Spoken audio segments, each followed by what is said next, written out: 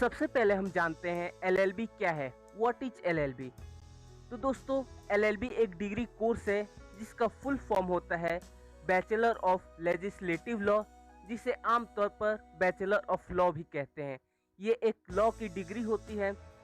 ये कोर्स 3 साल या फिर 5 साल का होता है। ये कोर्स सेमेस्टर वाइज पढ़ाया जाता है। अगर आप 3 साल वाला कोर्स करते हो तो इसमें 6 सेमेस्टर होंगे। अगर आप 5 साल का कोर्स करते हो तो इसमें 10 सेमेस्टर होंगे, यानी कि एक सेमेस्टर 6 मंथ का होता है। अब हम बात करते हैं एलएलबी कौन कर सकता है।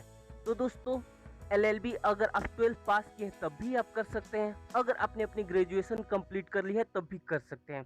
अगर आप 12th बाद एलएलबी का कोर्स करना चाहोगे तो ये कोर्स आपको 5 साल का होगा।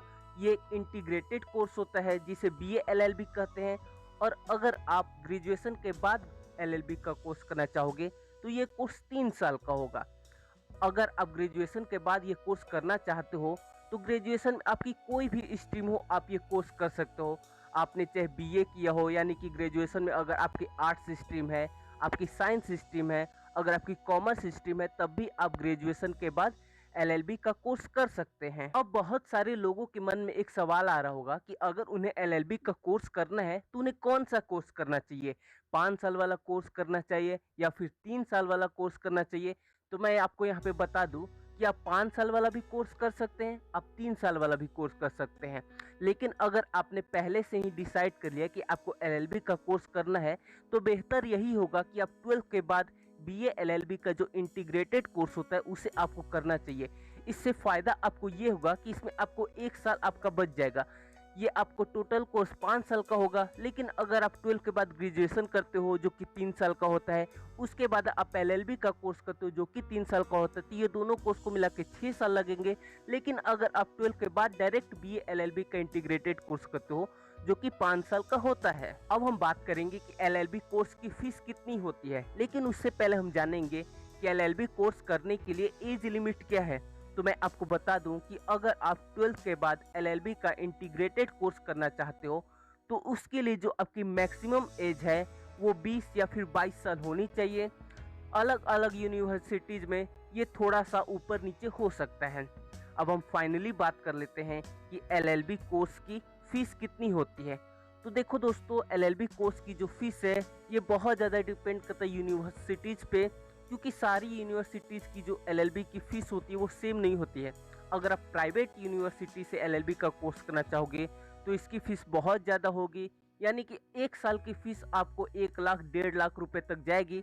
लेकिन अब अगर आप गवर्नमेंट कॉलेज से एलएलबी का कोर्स करना चाहोगे तो इसकी फ़ीस काफ़ी कम होगी। इसमें आपको समझो कि 50,000 रुपये 1 साल की फ़ीस लेगी।